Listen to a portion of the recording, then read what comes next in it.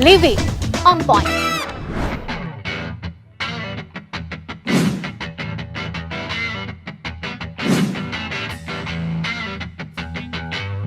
Pak Jokowi mewujudkan itu. Infrastruktur yang hebat, IKN yang tidak hanya memindahkan tempat dan ibu kota, tapi membuka mindset, merubah mindset untuk menjadi negara maju. Menangkan PDI Perjuangan dan calon presiden PDI Perjuangan Ganjar Pranowo. Di sisi lain, Ketua Umum PD Perjuangan Megawati Soekarno Putri meminta kader yang tak patuh instruksi memenangkan Ganjar Pranowo agar mundur. Siapa nanti yang tidak turun? Siapa nanti yang tidak turun? Ibu tahu loh, ibu tahu, sangat tahu. Jadi orang yang seperti itu hanya ada dua, mundur sukarela atau nanti ada aturannya. Hai, balik lagi di Living on Point. Beberapa waktu lalu, politisi PDIP yang juga wakil koordinator relawan pemenangan Ganjar, Adian Apitupulu ini nanya belak-belakan sama Presiden Joko Widodo.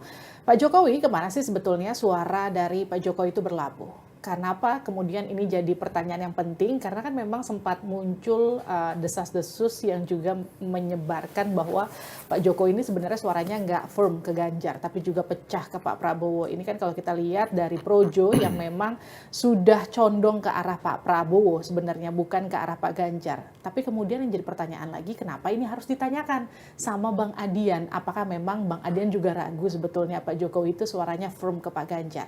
Sudah bersama saya di sini di Living on Point, Bang Adian Apitupulu. Hai Bang. Halo. Thank you udah datang Bang. Iya. Yang jadi pertanyaan pertama saya gini, kenapa harus ditanyakan Bang? Tadinya nggak niat nanya. Nah. Yang saya mau tanya itu, saya mau ketemu Presiden tuh mau nanya dua hal. Pertama soal amnesti, teman kita kan ada yang ketangkap tuh ditahan. Kena pasal 27 ayat 3 Undang ITE, yang sebenarnya Jokowi juga sudah berapa kali minta pasal dan ayat itu direvisi. Karena sudah banyak sekali makan korban. Terus yang kedua, gue mau bicara soal mahasiswa Papua, ada 3.000 lebih kira-kira ya. Mahasiswa Papua penerima beasiswa Otsus yang berada di berbagai negara di seluruh dunia ini, yang sekarang hidupnya dalam keadaan sulit. Karena beasiswa Otsusnya tidak dicairkan sudah 6 bulan. Beasiswa itu meliputi uang makan, uang tinggal, dan uang kuliah. Nah tadinya gue cuma pengen bicara 3 hal itu, tapi kan momen gue dengan Presiden kan cukup lama ya. 2 hal itu sudah gue bicarain di awal, terus kita jalan lagi sambil bagi-bagi kaos apa segala macam, terus ngobrol lagi, jalan lagi ngobrol lagi. Nah, gue pikir sekalian tanya aja, gitu. Tidak menjadi tujuan sebenarnya. Pertanyaan itu muncul hanya sekedar iseng buang waktu atau memang sekedar ini sudah ada di dalam pikiran dan juga kayak ada yang ganjel gitu. Jangan-jangan memang Pak Jokowi nggak firm ke Pak Ganjar? Nggak juga. Kalau yakin saya yakin. Jokowi ke Pak Ganjar saya percaya. Sekian banyak peristiwa itu kan, peristiwanya kan sudah terjadi berkali-kali yang menunjukkan dia sangat berpihak pada Pak Ganjar ya. Proses yang kita lewati sebagai sama kader partai juga sudah cukup panjang kan. Dia tidak mungkin menukar perjalanan panjang dengan PDI Perjuangan hanya untuk 1 hari pencoblosan tanggal 14 Februari. Nggak mungkin. Tapi Bang Adian kalau ngelihat dari ketika Pak Jokowi ketemu relawan beberapa kali, ini kurang lebih kalau saya menghitung ada sekitar 2 kali ada pernyataan yang disebut Pak Jokowi, salah satunya soal pilihlah pemimpin yang pemberani, pilihlah pemimpin yang kemudian kira-kira bisa meneruskan apa yang sudah dikerjakan Pak Jokowi. Kenapa kira-kira Pak Jokowi nggak langsung mention Pak Ganjar aja, pilih Pak Ganjar? Begini, sebagai presiden dia nggak bisa. Makanya ketika dia bicara dengan saya juga tidak dalam kapasitas dia mengumumkan pada publik, membisik-bisik Ganjar gitu loh. Saya punya perjalanan panjang dengan Pak Presiden kita ini sejak dari Gubernur DKI. Bahwa kemudian komunikasi kita agak terhambat-hambat, banyak di lingkaran istana nggak suka sama saya, itu membuat kita agak sulit bertemu terakhir-terakhir ini. Tapi saya percaya bahwa Presiden tidak punya pretensi negatif apapun tentang saya. Saya nggak pernah minta proyek, nggak pernah minta duit. Nggak pernah saya datang cuma bawa masalah demi masalah yang menurut saya sudah menjadi tugas dia untuk menyelesaikan masalah itu. Kan kita memilih dia untuk menyelesaikan masalah. Itu loh. Jadi kalaupun saya datang ya saya akan bawa lagi masalah amnesti, masalah mahasiswa Papua. Yang menurut saya dia harus mampu selesaikan itu. Jadi ya bagi saya sih biasa-biasa saja gitu loh. Saya bisa tanya apa saja sama dia, dari dulu juga begitu. Tapi kalau abang ngelihatnya ini ketika Pak Jokowi menyebut nama Pak Ganjar itu memang Pak Jokowi yakin dia ingin mendukung Pak Ganjar atau memang ini sekedar Pak Jokowi sebagai kader PDIP? Mau nyenengin saya gitu. Sebagai kader PDIP yang harus satu nafas dengan PDIP. Oke, saya jawab Ganjar aja lah. Ada banyak motif kenapa kemudian dia memilih Ganjar. Bisa sebagai kader PDI Perjuangan, bisa juga kemudian dia melihat kinerjanya Ganjar gitu loh. Ganjar sama Jokowi ini kan sama-sama doyan belusukan. Itu yang tidak dimiliki oleh capres-capres yang lain. Artinya bahwa dari gaya politik ya, gaya turun ke bawah, ya Jokowi itu Ganjar. Ganjar itu Jokowi, sama persis. Cara bicaranya sama persis. Gaya bercandanya mirip. Kayak duplikasi aja gitu loh. Tapi kalau hubungan Pak Jokowi sama Pak Ganjar itu renggang gara-gara kemarin U20, Piala Dunia, itu benar nggak sih? Gini loh Mbak. Naik turunnya sebuah hubungan tuh bisa terjadi bukan cuma antara Jokowi dengan Ganjar. Tapi ini kita tidak bicara tentang persoalan rasa orang per orang. Kita berbicara tentang nilai kebangsaan, nilai negara ini, nilai jumlah penduduk kita. Yang kemudian seluruh rasa itu harus berani kita tundukkan untuk kepentingan yang lebih besar. Kita sama-sama tahu lah, Projo sekarang arahnya udah lebih ke Pak Prabowo begitu. Belum yakin juga saya. Belum yakin. Gini loh, kalau mereka bilang tunggu arahan Jokowi, satu-satunya capres yang didatangi Jokowi saat deklarasi ya Ganjar. Berkali-kali dia bilang kita butuh presiden yang pemberani, punya nyali. Kemarin dia pidato saat rakernas ya sama untuk Ganjar. Semua untuk Ganjar. Kalau sekian banyak fakta ini kemudian hilang hanya gara-gara ada beberapa spanduk calon yang lain di dalam spanduk itu dengan Jokowi beredar di mana-mana, lalu kemudian seluruh peristiwa sebelumnya antara Jokowi dan Ganjar hilang serta-merta, kan lucu. Enggak lah. Enggak ya? Enggak. Projo nanti juga balik itu. Tapi seberapa penting sih emang dukungan Pak Jokowi buat Pilpres besok?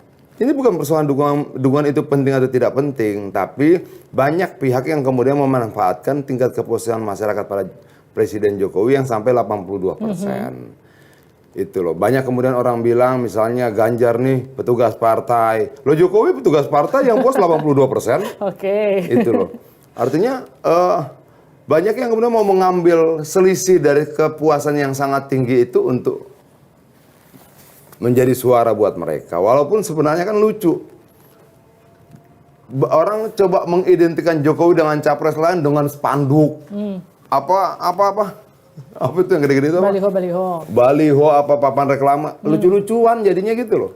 Enggak, kalau kita mau lihat Jokowi sebagai presiden, kita lihat yang kerjanya menyerupai dia. Yang kerjanya mungkin tidak menyamai atau tidak melebihi, paling tidak menyerupai dia. Belusukannya. Oke, capres lain nggak ada tuh yang doyan belusukan seperti Ganjar. Kemudian cara dia berbicara pada rakyat sama persis. Sama persis. Tapi gitu. kalau abang lihat gini, ini kenapa sama tadi yang abang sempat singgung soal bagaimana kemudian ada pihak yang dianggap kemudian memanfaatkan tingkat kepuasan terhadap pemerintah. Tapi kemudian ini kan juga tidak bisa dimunafikan bahwa sejumlah pihak juga menilai bahwa cawe-cawenya Pak Jokowi menguntungkan pihak sebelah. Itu gimana Bang? Cawe-cawe yang mana ya? Bahwa kemudian gini, kalau kemudian Prabowo sampai sekarang masih menteri, ya dia ketemu aja. Itu loh. Cuman kan itu kemudian dikapitalisasi seolah-olah bentuk dukungan pada Prabowo. Enggak ada itu. Begini loh Mbak. Kurang sakit hati apa kalau kita bicara pengalaman serangan-serangan terhadap Jokowi dari Pilpres 2014 dan 2019. Jokowi itu orang luar biasa loh. Apa kalau saya jadi dia tuh sakitnya minta ampun. Dibilang ini pelanga-pelongo, dibilang kerempeng, dibilang. Dan itu kan bukan dari kubu kita yang ngomong itu. Itu loh. Dan yang legowo itu bukan siapa, Prabowo. Yang legowo menerima Prabowo itu Jokowi. Setelah dihajar kiri kanan dibilang ada segala macam lah. Tapi kan luka itu udah selesai Bang. Dia sudah sembuh, tapi tetap berbekas toh. Tetap berbekas. Saya perhatiin beberapa pernyataan abang yang juga menarik. Abang bicara soal potensi suara capres yang tergerus. Kenapa abang harus mention begitu? Apa potensinya kemana? Gini loh, orang bilang ramalan, orang bilang kepentingan politik nggak, ramalan sederhana saja. Kalau kemudian misalnya suara salah satu capres yang lain itu sampai di bawah 12%, di bawah 15% bahkan, partai-partai yang dukung juga bingung, pasti kalah di putaran pertama. Misalnya ada 2 putaran, 3 calon 2 putaran. Oke, satu nih nggak ngangkat-ngangkat nih. Kan kita bicara tren. Kalau kita bicara survei itu kan kita juga bicara tren. Tren calon yang lain ini kan turun nih. Oke, kalau sampai Oktober November dia nggak ngangkat lagi, memangnya ada yang mau dukung untuk kalah? Kan nggak ada. Memang, misalnya kemudian akan ada penggalangan dana kampanye, ada aturan KPU tuh maksimal berapa segala macam. Emangnya ada yang mau nyumbang buat kalah? Kan nggak akan ada. Itu logika gitu, nggak usah diperdebatkan, nggak usah ditafsirkan. Ini kepentingan politik, adian takut apa? Enggak lah. Kita ini sudah bertarung di dunia pergerakan 30 tahun, Mbak. Kita sudah melewati segala macam jenis rasa takut lah. Jadi kalau cuma kemudian kontestasi pemilu, terus kita jadi takut lalu bicara begitu, enggak ada. Tapi kenapa Abang yakin yang maju cuma 2? Ya karena satu akan tidak, gini. Ada satu, suaranya trennya turun. Oke, kalau sampai Oktober, November misalnya dia cuma dapat 15%, 14%, 13%, 12, 10, 9%, emang nggak mempengaruhi dukungan koalisinya? Emang tidak mempengaruhi dukungan finansialnya? Pengaruh dong. Gini loh Mbak, kalau 3 calon dia akan potensial 2 putaran. Oke, ngapain kemudian capek-capek buang energi untuk orang yang akan kalah di putaran pertama? Kan itu pikiran logis gitu loh. Tapi gini Bang, banyak asumsi yang kemudian perhitungan beberapa pihak juga yang menilai kalau memang yang jadinya 2 calon itu justru memberatkan Ganjar karena potensi pecahnya suara. Misalnya kalau pihaknya Pak Anies tidak jadi maju, pecah suaranya akan bergeser ke Pak Prabowo. Itu dulu juga Ganjar. Orang bilang begitu waktu Prabowo sama Jokowi. Gimana Bang? Jokowi itu kemungkinan akan kalah, banyak sekali yang seperti itu, bilang tidak. Memang kalau dibuat head to head secara sejarah segala macam, Jokowi ini anak orang biasa. Sementara kemudian Prabowo ini anaknya bengawan ekonomi katanya, menantunya penguasa tunggal Orde Baru. Kalau kita lihat dari situ, ya Jokowi kalah. Tapi kalau kita lihat dari hati rakyat, kita lihat cara berpikir rakyat, kita lihat cara memandang rakyat terhadap Jokowi mana? Tapi itu Pak Jokowi, ini Pak Ganjar. Begitu juga yang terjadi pada Pak Ganjar. Ganjar itu siapa? Anak seorang polisi, pangkat yang biasa-biasa saja. Ganjar itu Jokowi dalam bentuk lain. Latar belakangnya mirip, bukan orang kaya gitu loh. Dan dia berhadapan dengan siapa? Dengan menantu penguasa tunggal Orde Baru yang berkuasa 32 tahun lebih, anak pengawan ekonomi, suami dari putrinya Soeharto. Dari sisi situ kalau kita hadap-hadapkan kalah Ganjar, tapi apa yang terjadi pada Jokowi akan terjadi juga pada Ganjar. Kalau dari latar belakangnya, apa? Itu selain dari sisi latar belakang, apa yang membuat Anda gini loh optimis? Mbak, saya tuh namanya Ganjar tuh kebanyak acara. Di Bali dia ketemu dengan Gen Z. Cara dia ngobrol tuh, oh ini Jokowi banget gitu loh. Bagaimana respon orang menatap dia itu, oh ini tatapan yang pernah saya temui 2012, 2014, 2019. Saat orang menatap, nah itu sulit saya jelaskan. Kemudian saya menemani dia belusukan di pasar Minggu, saya menemani dia sepedaan di Cibubur, saya menemani dia di Pademangan. Saya nggak ikut rame-rame, saya ngeliat dari jauh. Saya cuma ngelihat respon rakyat bagaimana. Luar biasa Mbak. Luar biasa.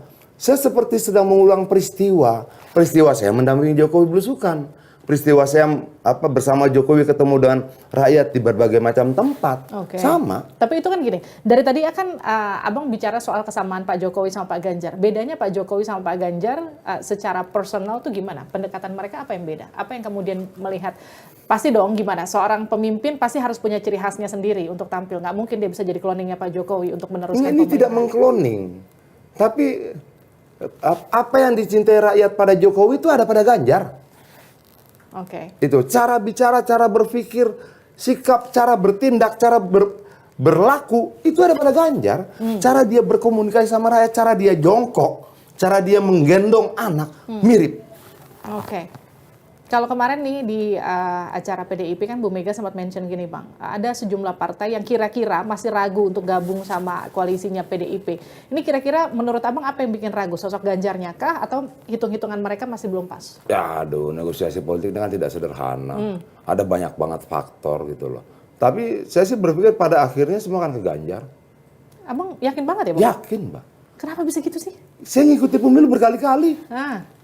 Saya ngikuti pemilu berkali-kali dan saya juga kan caleg. Kita gini ya, orang bisa ngomong apa saja, tapi ketika lu lihat bagaimana cara rakyat menatap Ganjar, oh lu tahu. Tapi Prabowo dia sekarang dicintai. bukan orang lemah loh Bang. Maksudnya dia tuh sudah, kalau dulu mungkin dia pernah, kalau kita lihat dari sejarahnya mungkin dia pernah kalah 2 kali. Tapi sekarang kan dia sudah punya track record jadi Menhan, orang sudah melihat bagaimana kinerjanya dia. Kinerja yang mana? Kalau kita mau perdebatkan mah, nantilah pada saat debat kinerja kita buka-bukaan gitu loh. Tapi begini, ada memori kolektif rakyat yang tidak bisa dia tukar dalam waktu seketika dengan berlaku lembut, nggak bisa.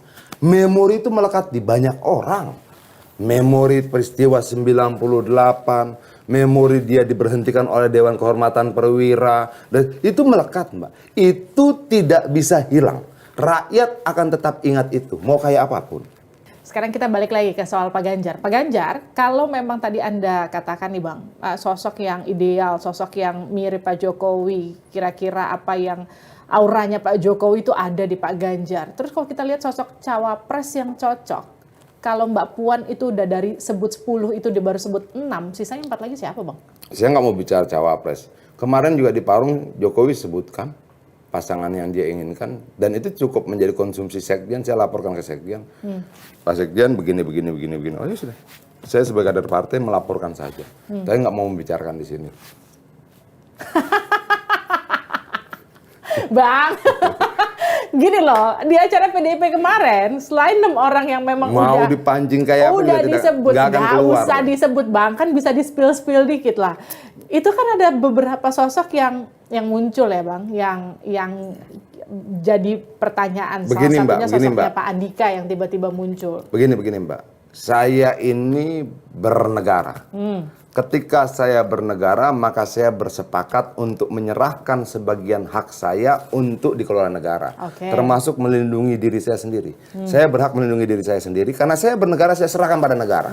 Makanya negara wajib melindungi saya. Karena hak itu sudah saya serahkan pada negara. Begitu juga kita berpartai. Saya sudah serahkan hak saya pada ketua umum dalam amanat kongres yang kita sepakati bersama-sama untuk capres dan cawapres kewenangan ketua umum, dan saya tidak mau melanggar itu. Nggak usah dilanggar Jadi Bang, dikocek-kocek kayak apa juga gak kena. Jadi kalau dibilang Pak Andika jadi salah satu dari 10 cawapres yang kuat begitu mendampingi Ganjar. Punya nomor telepon sekjen? Saya nggak mau nelfon Pak Hasto. Nah, kalau punya tanya langsung aja. Dia lebih punya kompetensi Termasuk dibandingkan Gus saya. Yakut juga. Kemarin Presiden ngobrol sama saya, terus pasangan cawapresnya siapa Pak Presiden? Begini, dia ngomong. Nah, dan saya tidak mau ngomongin di sini. Tapi setelah itu saya ketemu sekjen, saya sampaikan setiap detail pembicaraan saya. Saya berorganisasi Mbak, dan kita terpimpin. Ketika saya sudah sampai pada sekjen, ya itu terserah bagaimana mereka bertimbang-timbang di level itu. Ini janji loh. Siapa nanti yang tidak turun, Ibu tahu loh. Ibu tahu, sangat tahu. Jadi orang yang seperti itu hanya ada 2. Mundur sukarela atau nanti ada aturannya. Kemarin kan di acara Bung Karno kan Bu Mega sempat menyatakan bahwa oke, semua kader PDIP harus solid, satu suara mendukung dengan kekuatan penuh lah kurang lebih untuk mendukung Pak Ganjar begitu. Seberapa penting itu kemudian harus diyakinkan berkali-kali ke grassroots-nya PDIP? Memang ada potensi suara terpecah? Enggak. Seruan bersatu tuh dari zaman sebelum kemerdekaan sampai zaman kemerdekaan sampai sekarang tetap disuruh bersatu. Tidak ada yang aneh dan itu. Dan itu memang menjadi kewajiban kita sebagai sebuah bangsa dalam skala yang lebih kecil, menjadi kewajiban seluruh kader partai. Oh, lu jangan berantem tuh, harga gak penting. Oh, jangan ribut-ribut yang nguras energi nggak perlu.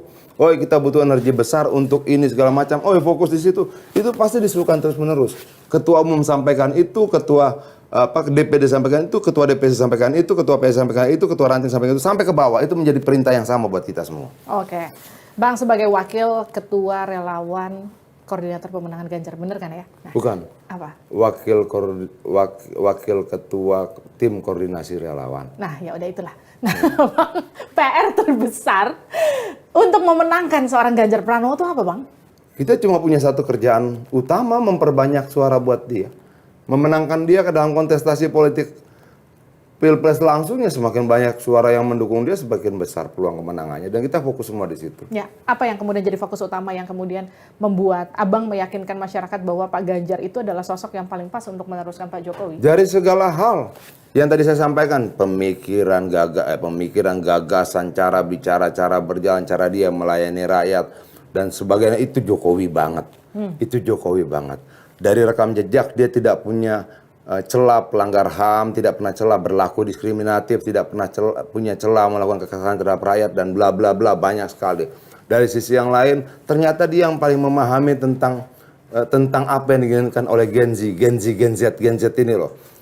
Dia bilang sama saya, Mas Adian, kalau kita hitung dari percakapan Gen Z di sosial media, sekian puluh persen dominasi terbesar itu adalah kekhawatiran mereka tentang lapangan pekerjaan. Tapi jangan salah, lapangan pekerjaan yang diharapkan oleh Gen Z ini adalah industri kreatif. Dan itu sampaikan sama dia di Bali, dia ngerti banget. Itu loh, dia ngerti banget. Sisi yang lain, secara fisik dia oke, good looking. Gue pernah ngelihat fotonya Ganjar pakai apa? Pakai jas ya, pakai boelah. Ini mah secara ganteng, keren, oke lah, bangga lah kita. Kalau kemudian dia jadi presiden tuh, ini keren banget gitu loh. Bang, gini Bang, kalau lihat peluang sekarang kan Pilpres masih lumayan panjang jalannya, upaya buat koalisi ke kanan ke kiri, negosiasi masih cukup terbuka luas. Sekarang udah ada P3, Hanura, Perindo ya Bang. Kira-kira potensi siapa lagi yang bakal gabung Bang? Kalau saya bilang sih, ntar juga bakal banyak yang gabung. Ini kan persoalan hitungan, informasi, kalkulasi, keinginan banyak lah dari. Ya namanya juga politik. Siapa memberikan apa, nanti berharap dapat apa, itu juga tidak bisa disalahkan. Toh. Kalau kemarin ketemu sama Mas AHY, Mbak Puan, itu ada hasil politiknya nggak Bang? Rekonsiliasi kah atau ke arah koalisi? Menurut saya yang paling sederhana lah membuktikan bahwa hubungan kita fine-fine saja. Hubungan antara PD Perjuangan dan Demokrat baik-baik saja. Hubungan antara Mbak Puan dan AHY juga baik-baik saja. Bahwa seringkali bersinggungan kata dalam perdebatan, ini biasa-biasa saja. Kalau dulu kan PDIP dianggap paling quote and quote, mohon maaf nih Bang, paling tidak mungkin bersatu dengan Demokrat, tapi sekarang peluangnya kebuka. Ini politik, Mbak. Politik semua bisa bicara dengan siapa saja dan semua menjadi mungkin ketika memang secara ide gagasan dipertemukan. Antara Bu Mega sama Pak SBY juga sudah oke. Ya kalau anaknya sudah ketemu, harusnya oke lah. Kalau kita lihat makannya bareng, apa ngobrol segitu dekatnya, keren lah. Kalau kita lihat gini, di 2014-2019 kan relawannya Pak Ganjar tuh, relawan Pak Jokowi, betapa solidnya kemudian mendukung Pak Jokowi sampai dianggap ini bersaingan dengan mesin partai PDIP saat itu. Secara struktural ya partai lebih kuat lah. Kita partai itu well organized, Mbak. Sampai anak ranting ada. Gitu loh. Relawan itu belum tentu ada yang punya kekuatan mesin partai seperti PDI Perjuangan. Jadi tidak ada yang harus dikompetisikan. Bahwa relawan punya kelebihan sendiri, iya. Dia lebih lincah bergerak. Misalnya begini, kalau menunggu partai bergerak itu, karena ini kapal besar, gerakannya lamban kan? Gitu loh. Kalau relawan kan skoci, speedboat ini. Nah, dalam konteks itu dia punya kelebihan yang tidak dimiliki partai, iya. Tapi bahwa kemudian kita berkompetisi, enggak. Mbak bawa truk, Mbak bawa kapal induk, sama speedboat beda gerakannya. Itu loh. Nah, apakah kita butuh kapal induk? Butuh. Kita butuh speedboat? Butuh. Kita butuh apa yang motor laut itu? Itu butuh juga. Tapi seberapa penting kekuatan relawan untuk memenangkan Ganjar sekarang? Lah kalau relawannya Pak Ganjar dianggap kalau nggak penting ngapain tim saya dibentuk? Ketika dibuat satu des tersendiri, dibentuk tim tersendiri, itu artinya mereka penting di mata kita. Oke. Kalau yang lain tidak buat des relawan sendiri, ya tidak dianggap penting oleh yang lain. Segitu menghormatinya relawannya, kita makanya dibuat. Mas Basara itu wakil ketua MPR, Mbak. Diminta bersama saya ngurus relawan. Kalau relawan ini nggak dianggap penting, gimana nih? Iya kan? 4 yang ditugaskan untuk berkoordinasi dengan relawan itu 4-4-nya anggota DPR RI. Artinya penting relawan di mata kita. Oke. Tapi kalau dianggap gini, relawannya Pak Ganjar tidak sebesar dan tidak sesolid relawannya Pak Jokowi. Itu kenapa kemarin Joman udah geser duluan. Projo sekarang disebut merapat ke Pak Prabowo. Karena dianggap agak berjarak dengan Pak Ganjar. Itu gimana, Bang? Kalau dibilang tidak sekuat Jokowi, menurut saya juga kuat sebenarnya. Saya mau bicara kalau relawan ini karena saya wakil ketua koordinasi relawannya. Saya itu punya data. Tiap hari itu kita konfirmasi data. Verifikasi administrasi berapa, verifikasi lapangan berapa, itu kita koordinasi terus. Walaupun saya jalan warawiri kemana-mana, kita terus berkomunikasi. Secara jumlah nih, secara jumlah yang terverifikasi, relawan Ganjar lebih banyak 250 organisasi dibandingkan relawan Jokowi. Sampai hari ini. Jumlahnya lebih banyak justru. Iya. Relawan Jokowi yang terverifikasi, yang terverifikasi dan didaftarkan TKN ke KPU 300. Ini yang sudah terverifikasi saja 530. Yang Ganjar. Jadi lebih banyak 230. Kalau digabung nih, kalau kata istilah presiden itu krak begitu, Bu, gede banget.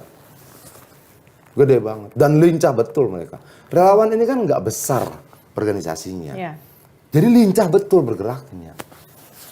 Nggak ketua umum, ketua ini, nggak ada. Mereka rapat sekarang nih. Mereka betul mereka jalan aja gitu loh. Oke. Lincah. Itu yang makanya menurut kita salah satu kekuatan juga. Bang, ini ada 2 pertanyaan terakhir buat Abang. Pertanyaan pertama, kalau nanti memang akan memimpin Indonesia, terpilih sebagai penerus Presiden Jokowi selanjutnya, sosok seperti apa Ganjar nanti ketika memimpin Indonesia? Prabowo itu nggak pernah jadi anggota DPR, Mbak. Oke. Nggak pernah menjadi gubernur. Ganjar pernah jadi anggota DPR, di situ dia mengenali rakyatnya. Lalu kemudian dia menjadi gubernur eksekutif, di situ dia kemudian menjalankan amanat rakyatnya. Komplit. Oke. Menjadi wakil rakyat sudah, menjadi legislator sudah, menjadi eksekutif sudah. Komplit. Dari 2 calon yang lain, nggak ada yang punya kekomplitan seperti Ganjar. Oke. Jadi kalau kemudian semua sudah dia rasakan, dia berangkat dari keluarga sederhana, bapaknya juga sederhana, bukan orang kaya, itu membentuk dirinya untuk memahami penderitaan.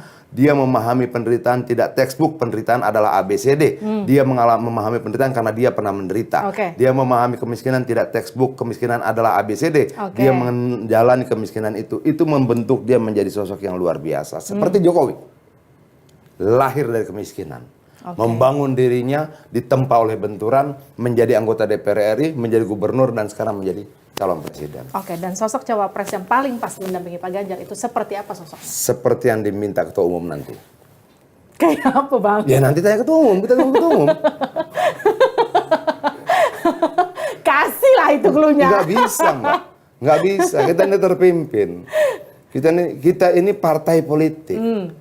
Terpimpin. Tanpa keterpimpinan kita tidak akan memenangkan pertarungan politik. Tidak bisa. Hak prerogatif ketua umum. Adian tidak punya hak untuk bicara itu. Siap. Terima kasih Bang Adian. Thank you. Makasih. Terima kasih telah bergabung bersama Siap. kami di On Point. Itu dia tadi perbincangan saya dengan Bang Adian Apitupulu. Kita ketemu lagi di episode selanjutnya. Sampai jumpa.